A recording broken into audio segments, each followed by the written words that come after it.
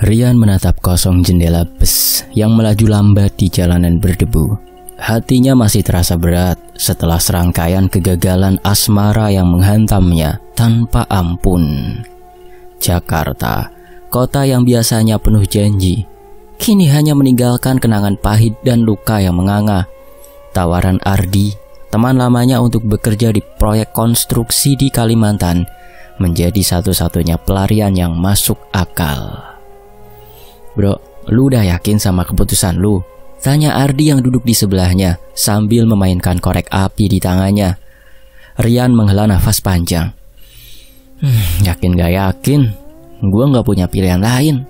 Gue capek, butuh suasana baru di tempat baru. Ardi tersenyum tipis. "Ya udah, semoga Kalimantan jadi tempat yang pas buat lu. Tapi gue kasih tahu dulu ya, jangan bayangin tempat ini kayak Jakarta. Di sana gak ada macet, gak ada kafe, tapi ada yang lebih menarik." "Maksud lu, Di?" tanya Rian sambil melirik sekilas. "Kalimantan itu kagak cuma tentang hutan, bro. Budayanya juga penuh misteri," jawab Ardi sambil menatap jendela, matanya seolah menyimpan cerita yang tak terucapkan. "Misteri gimana maksud lu?" "Gua gak peduli, yang penting kerjaan gua lancar," balas Rian dengan nada acuh. Ardi tertawa kecil, lalu menepuk bahu Rian. "Lu bakal tahu sendiri kalau ketemu dukun Dayak. Jaga sikap lu, mereka gak sembarangan orang, bro." Rian hanya mengangguk tanpa minat. Pikirannya masih tertuju pada mantan-mantannya yang silih berganti menggores luka di hati. Perjalanan panjang dari bandara ke desa proyek membawa mereka melewati jalan-jalan setapak yang dikelilingi hutan lebat. Suara burung liar dan gemerisik daun menambah kesan mistis pada perjalanan itu. Di," panggil Rian tiba-tiba. "Lu beneran pernah lihat dukun Dayak?" Ardi tersenyum penuh arti. "Gua kagak cuma lihat, bro. Gua pernah ngalamin sendiri gimana ilmu mereka bikin orang segen. Tapi itu cerita nanti. Kita sampai dulu ya." Bus berhenti di depan sebuah pos kecil dengan tulisan, "Selamat datang di Desa Luwuk." Desa itu tampak sunyi, dengan beberapa rumah panggung berjajar rapi di tepi jalan. Warga yang mereka lewati menatap mereka dengan pandangan penuh selidik, seolah sedang menilai siapa yang datang ke tanah mereka. Rian merasa ada yang berbeda di tempat ini. Udara di sini terasa lebih berat, seperti menyimpan rahasia yang belum terungkap. Ia tak tahu perjalanan ini bukan hanya pelarian dari masalah, tapi awal dari sebuah kisah yang akan mengubah hidupnya selamanya. Udara sore di Desa Luwuk terasa berat. Angin membawa aroma hutan yang lembab, bercampur dengan asap kayu bakar dari dapur-dapur penduduk. Rian turun dari bus dengan tubuh letih. Namun matanya tak bisa lepas dari suasana desa yang terasa asing baginya. Rumah-rumah panggung berdiri berjajar dengan dinding kayu yang sudah mulai memudar dimakan usia. "Ini dia Desa Luwuk," kata Ardi sambil menghela nafas. "Lu bakal kerja di sini beberapa bulan ke depan." Rian mengamati sekitar, menyadari bahwa pandangan warga setuju pada mereka. Tatapan mereka tidak ramah, lebih seperti menilai dan penuh curiga. Rian merasakan sejenis aura dingin yang membuat bulu kuduknya meremang. "Kenapa mereka lihat kita kayak gitu, Di?" bisik Rian. Ardi hanya mengangkat bahu.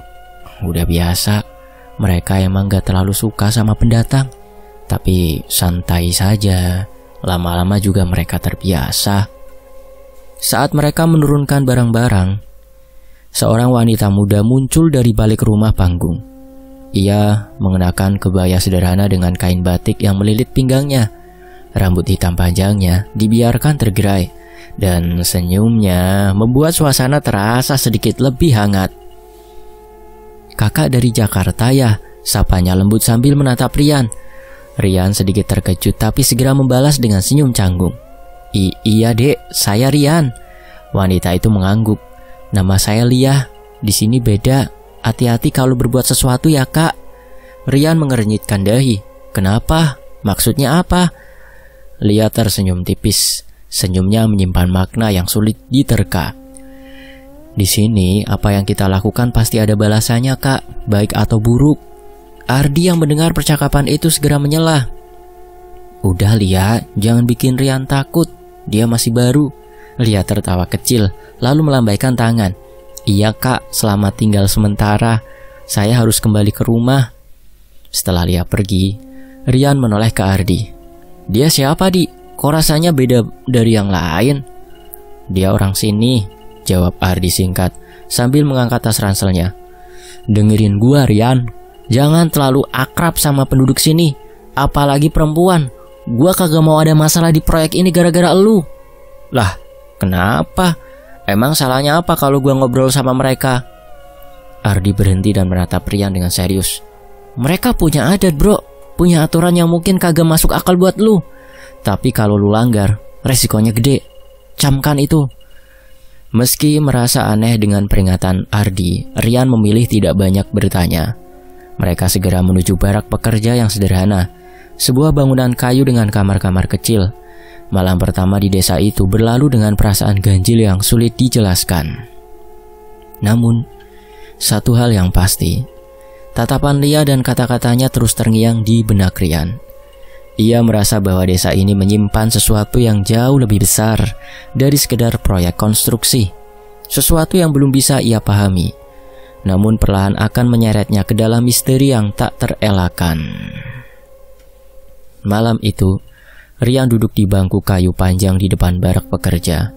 Lampu minyak tergantung di tiang dekat mereka. Cahayanya redup dan berkelip-kelip tertiup angin. Sejumlah penduduk desa yang juga bekerja di proyek konstruksi ikut bergabung, mengobrol santai sambil menyeruput kopi panas dari gelas kecil. Mas Rian, gimana kerjaannya? Udah betah di sini? Tanya seorang lelaki tua berwajah ramah yang dipanggil Pak Leman. Rian mengangguk sambil tersenyum. Lumayan pak, tempatnya sepi, tapi adem. Cuma ya, suasananya agak beda aja dari tempat lain. Pak Leman tertawa pelan. Ya begitulah desa ini. Banyak yang bilang tempat ini punya auranya sendiri. Apalagi kalau udah ngomongin soal adat dan ilmu Dayak. Perkataan itu menarik perhatian Rian. Ia mencondongkan tubuh ke depan, penasaran. Maksud bapak apa? Ilmu Dayak yang kayak gimana pak? Seorang pemuda bernama Berto yang duduk di sebelah Pak Leman menyela. Banyak mas, dari yang buat pelindung sampai yang buat bikin orang jatuh cinta. Ah, jatuh cinta? Tanya Rian dengan alis terangkat. Pak Leman mengangguk perlahan. Di sini ada seorang dukun terkenal, namanya Pak Saring. Dia bisa bikin orang jatuh cinta cuma dengan mantra pengasihan. Orang dari luar desa juga banyak yang datang ke dia. Ah, serius pak? Tanya Rian. Matanya berbinar. Rasa penasaran mulai menguasai dirinya. Dan itu berhasil. Penduduk lainnya, seorang pria tua, kurus bernama Pak Arman, ikut angkat bicara. Ya berhasil. Mantranya nggak pernah gagal mas. Tapi ada pantangannya. Rian tersenyum tipis, tampak skeptis. Pantangan apa? Namanya mantra kan, ya udah gitu aja kan, tinggal pakai selesai gitu. Berto menggeleng cepat, wajahnya terlihat serius. Enggak semudah itu mas, kalau nggak ngerti aturan bisa berbahaya. Pak Leman menatap Rian dalam-dalam, seperti sedang menimbang sesuatu. Pak Saring itu bukan sembarang orang. Dia kuat, tapi mantranya juga punya konsekuensi. Kalau niatnya tidak bersih atau kamu langgar aturannya, efeknya bisa berbalik ke diri kamu sendiri. Kata-kata itu menggantung di udara, menciptakan keheningan sesaat di antara mereka. Namun, alih-alih takut, hati Rian justru semakin tertarik. Dendam terhadap mantan-mantan kekasihnya yang terus meninggalkannya membuat pikirannya dipenuhi berbagai bayangan. Jadi, kalau saya ke Pak Saring, dia bakal bantu saya? Tanya Rian perlahan hampir berbisik. Pak Leman menghela nafas berat. Itu tergantung niat kamu Mas Rian. Tapi saya saranin jangan main-main sama yang begituan lah. Rian hanya tersenyum kecil. Dalam hatinya ia merasa mungkin ini adalah kesempatan untuk membalas rasa sakit yang ia rasakan selama ini. Namun, ia tidak mengatakan apa-apa lagi malam itu. Hanya mendengarkan cerita mereka dengan kepala yang mulai dipenuhi berbagai rencana. Malam semakin larut, dan suara hutan yang mendominasi mulai terdengar lebih jelas. Di dalam barak, Rian mencoba memejamkan mata, tetapi pikirannya terus mengulang-ulang nama itu, Pak Saring. Ia tahu bahwa suatu saat ia harus menemui orang itu, meskipun ada banyak resiko yang mungkin menanti.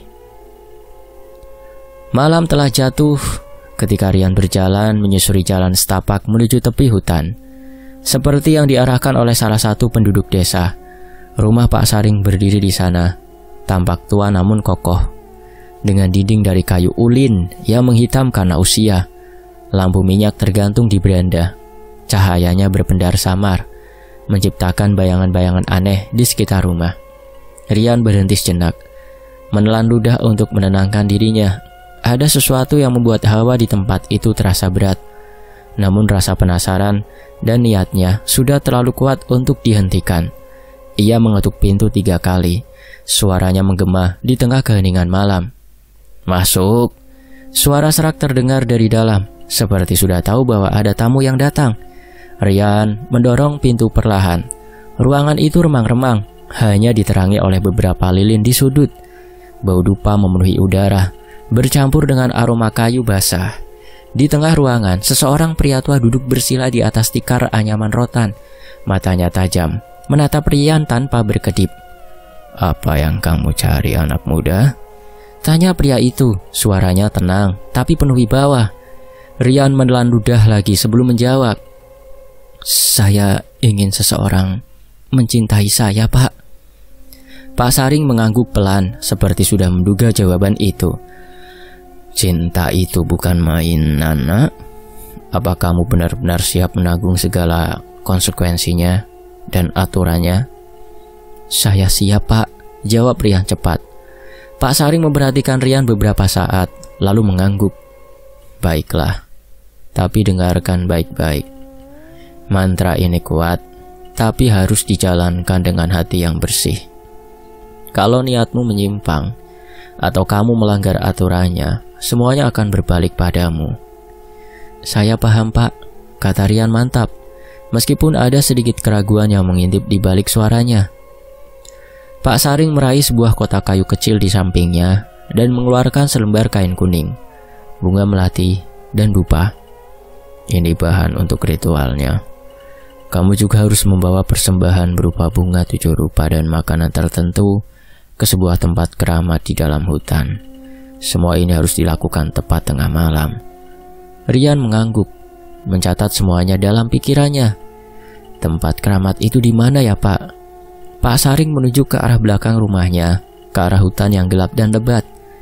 "Ikuti jalan setapak itu sampai kamu menemukan batu besar berbentuk kepala manusia.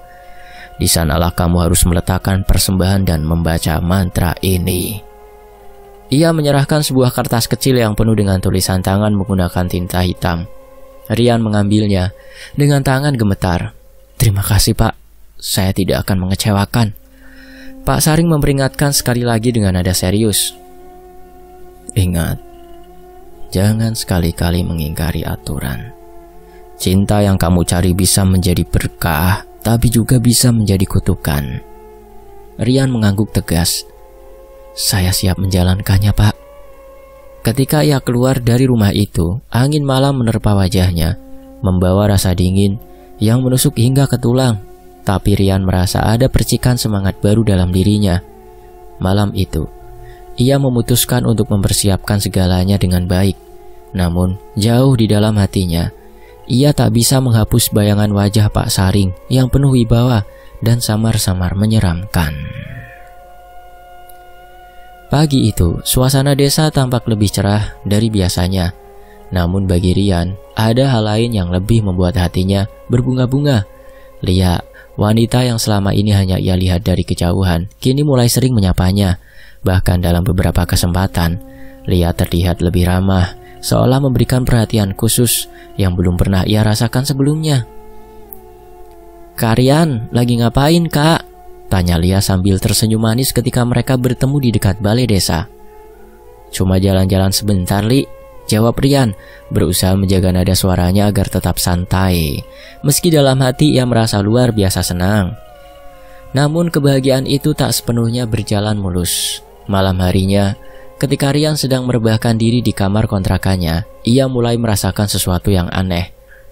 Ada suara bisikan lembut yang entah dari mana asalnya. Rian terbangun dengan jantung berdebar. Ia melihat sekeliling, tapi tak menemukan siapapun. Hanya bayangan gelap yang sesekali melintas di sudut-sudut kamar, membuat bulu kuduknya meremang. Keesokan harinya, saat sarapan bersama Ardi, temannya itu mulai menatapnya dengan sorot curiga. Yan, gua dengar dari orang, lu sering ke tempat keramat belakang desa. Lu ngapain? Tanya Ardi sambil meletakkan gelas kopinya.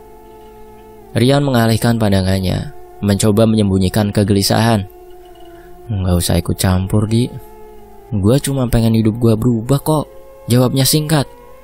Ardi menghela nafas panjang. Gua cuma mau lu hati-hatian. Jangan sampai lu main-main sama adat sini. Mereka nggak main-main soal hal kayak gitu, Yan. Rian tak menjawab. Dalam pikirannya, ia merasa tindakannya sudah benar. Ritual itu mulai menunjukkan hasil. Dan Lia kini memperhatikannya. Itu sudah cukup baginya, meskipun ia tak bisa mengabaikan kehadiran aneh yang terus mengikutinya. Malam berikutnya, suara bisikan itu datang lagi.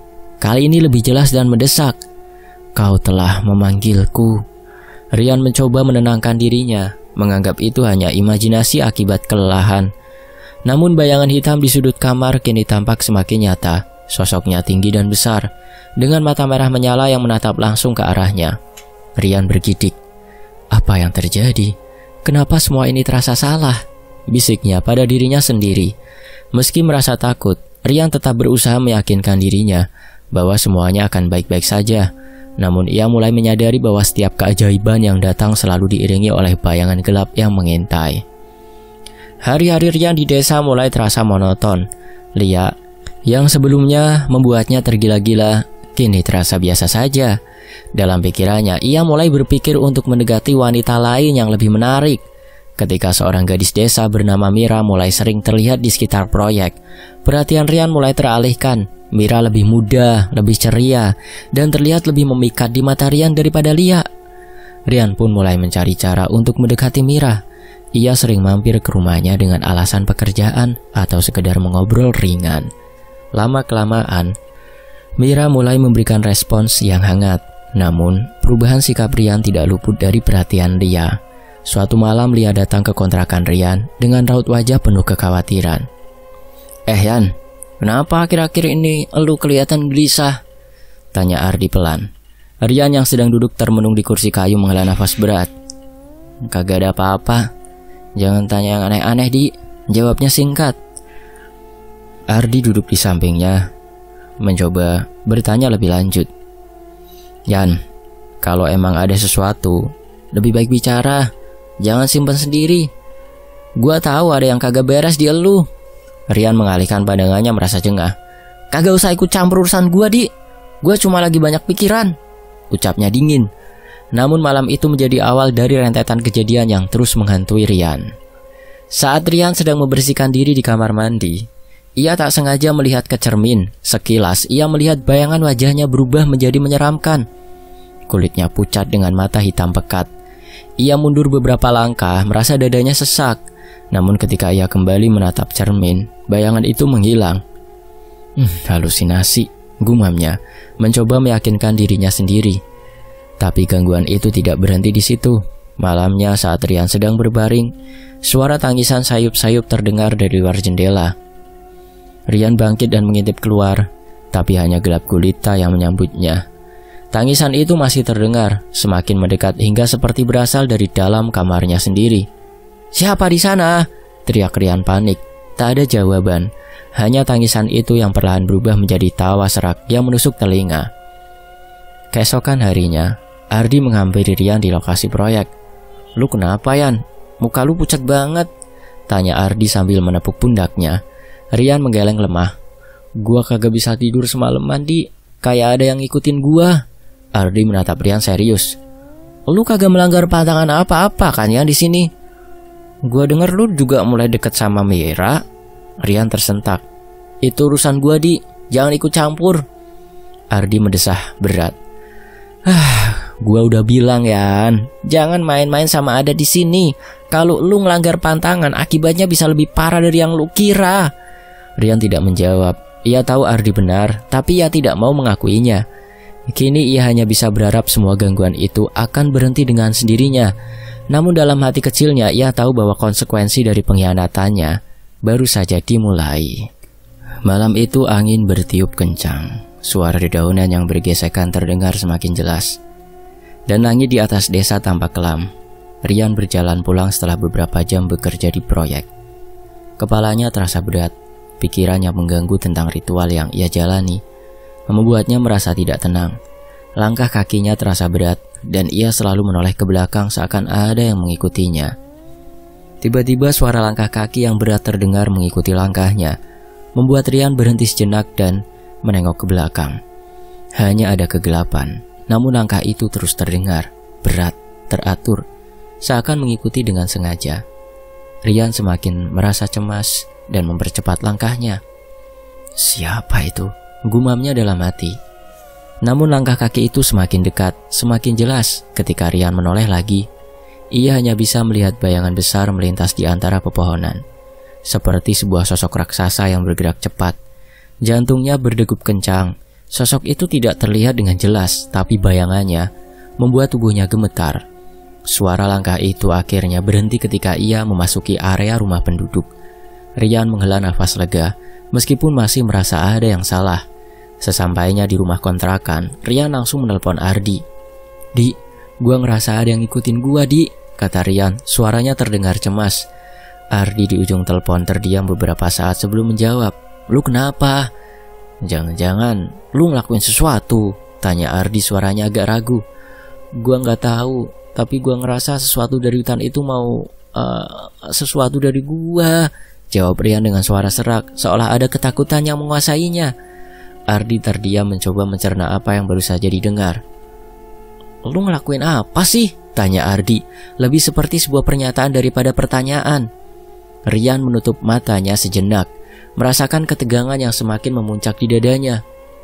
"Gua nggak ngelakuin itu, Di. Gua cuma pengen hidup gua berubah kok," jawabnya dengan nada yang penuh penyesalan. Lu ngelakuin apa?" "Sorry, Di. Gua ngelakuin ritual yang dikatakan Pak Leman bisa bikin orang jatuh cinta sama gua. Gua ke rumahnya Pak Saring." "Apa? Gua kan udah bilang, Yan." "Ih, Rian, lu tahu kan? Setiap ritual itu ada konsekuensinya, apalagi di sini, Rian," Ardi mengatakan. Suara ketakutannya mulai terdengar jelas. Rian bisa mendengar Ardi menarik nafas panjang dan suara langkah kaki berat yang tadi terdengar semakin mengganggu pikirannya. Di, tadi gua denger lagi suara langkah kaki berat itu, kayak ada yang ngikutin gua, Di. Tolong," lanjut Rian, suara penuh kecemasan.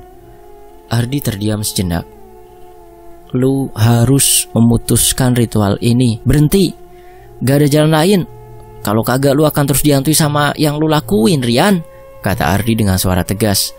Rian menggenggam telepon lebih erat. "Tapi Di, gua nggak tahu harus gimana. Gua ngerasa gua udah nyeret sesuatu yang lebih besar dari yang gua kira."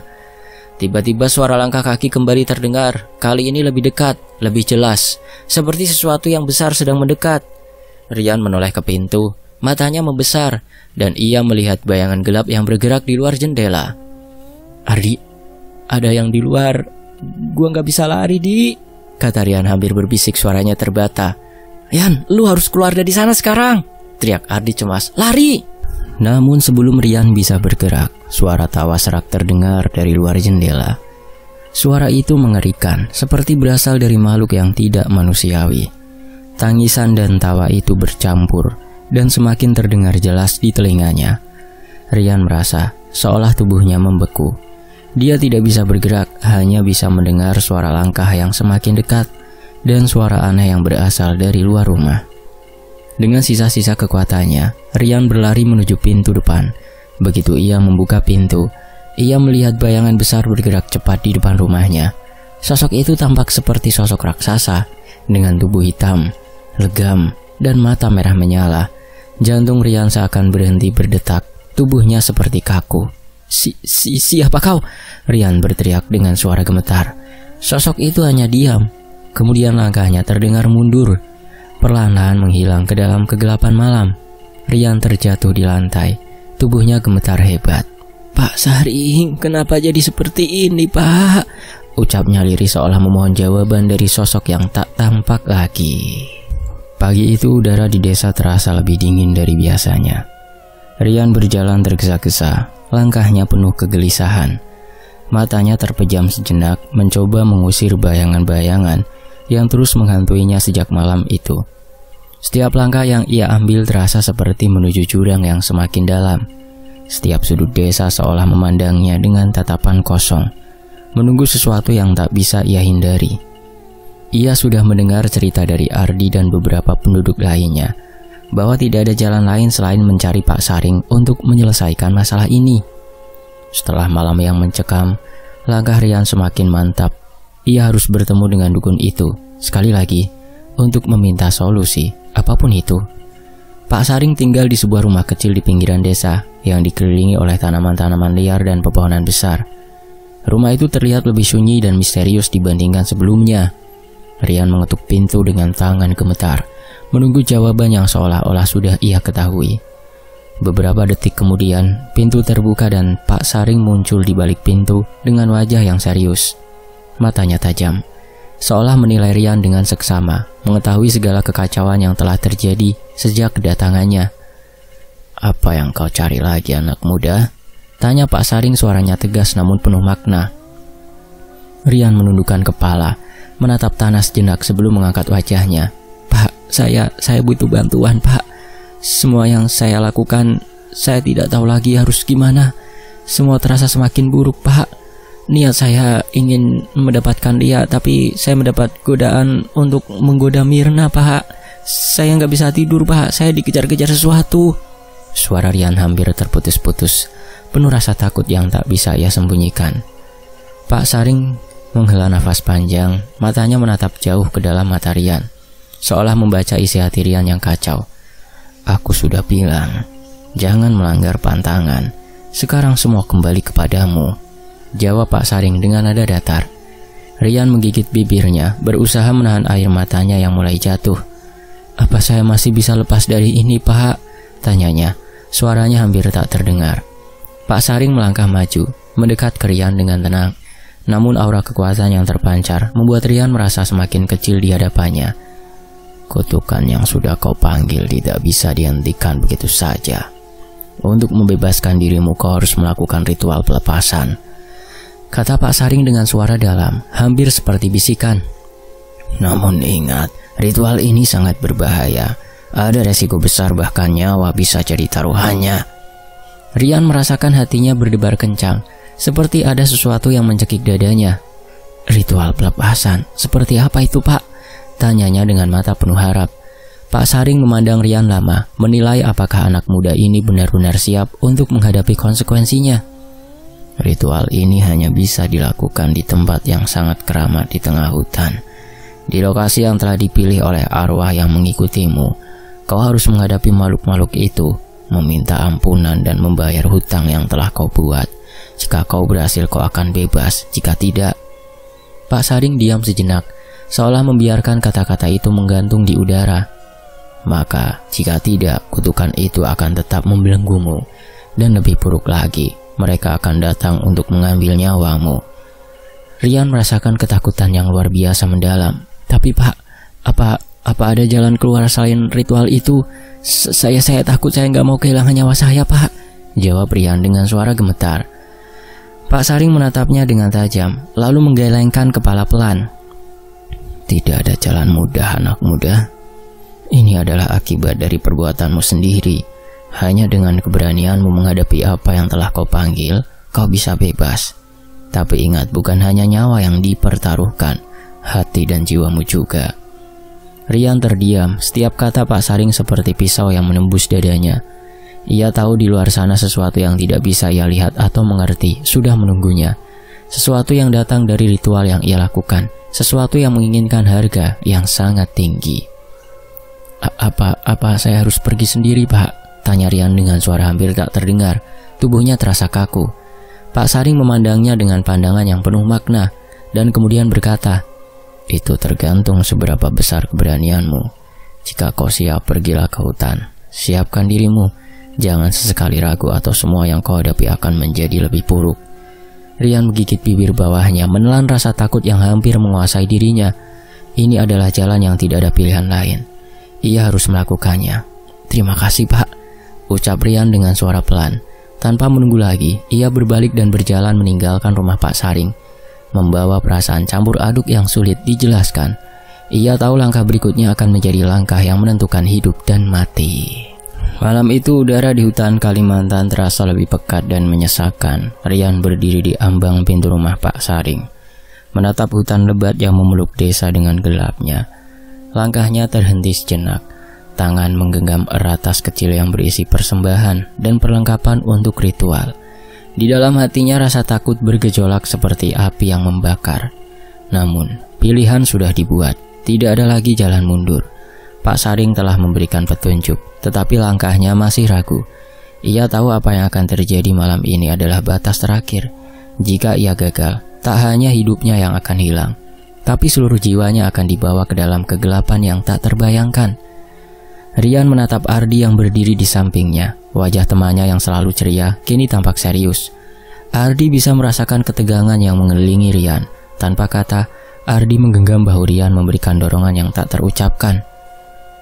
Lu yakin mau jalanin ini? Ini bisa berbahaya, Yan, kata Ardi dengan suara penuh kekhawatiran. Matanya memandang Rian dengan cemas. Rian menghela nafas panjang, mencoba menenangkan dirinya sendiri. Meskipun ketakutan semakin menggerogoti. Kalau gua nggak coba, gua bakal mati pelan-pelan di sini. Gua nggak punya pilihan, Di. Ardi terdiam, mengangguk pelan, seolah mengerti betul perasaan yang tengah membebani sahabatnya. Tanpa berkata lagi, ia melangkah mundur, memberi ruang bagi Rian untuk memasuki hutan. Dengan langkah yang sedikit gemetar, Rian melangkah masuk ke hutan yang semakin gelap. Di sepanjang jalan, suara alam yang biasa mendamaikan justru terasa menekan, seperti ada mata yang mengawasi dari setiap sudut pepohonan. Tangan Rian menggenggam erat tas yang berisi bunga, makanan khas untuk persembahan, dan benda-benda lain yang diberikan oleh Pak Saring. Malam semakin larut, dan hutan di sekitar Rian semakin terasa asing. Suara langkah kaki berat terdengar di belakangnya, meskipun ia yakin tidak ada orang lain di sana. Seperti bisikan angin yang menggeram, ada perasaan yang semakin kuat seperti ada sesuatu yang mengikuti. Rian berusaha mengabaikan suara itu, tetap fokus pada tempat yang dimaksud Pak Saring. Setelah beberapa menit berjalan, ia tiba di sebuah ruang terbuka di tengah hutan, tempat yang sepi dan penuh dengan aura magis. Ada batu besar di tengahnya, dan beberapa pohon besar yang membentuk lingkaran seolah mengelilinginya. Rian meletakkan tas di atas batu besar itu, membukanya satu persatu, dikeluarkan benda persembahan itu, memulai ritual seperti yang diajarkan oleh Pak Saring. Ia menyiapkan bunga, meletakkan makanan dengan hati-hati dan mulai mengucapkan mantra yang diajarkan. Suara hutan yang hening sesaat berganti dengan suara bisikan yang semakin dekat. Terasa seperti ada ribuan mata yang menatapnya dari kegelapan. Tiba-tiba, dari balik pohon besar, Rian melihat sesuatu bergerak. Awalnya samar, tapi semakin jelas. Sesosok ular besar, matanya bersinar merah, tubuhnya berkilat, bergerak melingkar di sekelilingnya. Ular itu meluncur begitu cepat, dan Rian bisa merasakan udara semakin berat, semakin pekat. Suara tawa menyeramkan terdengar dari segala arah, membuat darah Rian membeku. Ini bukan mimpi, gumam Rian dalam hati, berusaha tetap tenang meskipun tubuhnya hampir gemetar. Aku harus bertahan. Tiba-tiba suara tawa itu berubah menjadi jeritan tajam, seolah datang dari dalam dirinya sendiri. Rian menggenggam tangannya erat-erat, berusaha fokus pada ritualnya. Ketika suara jeritan itu semakin keras, muncul bayangan hitam yang mengelilinginya. Bayangan sosok tinggi besar, dengan wajah yang tidak bisa dikenali, wajah yang tidak manusiawi. Jangan lari, jangan takut. Suara itu bergema di telinganya, semakin menekan. Rian menutup mata, berusaha mengingat setiap mantra yang telah diajarkan.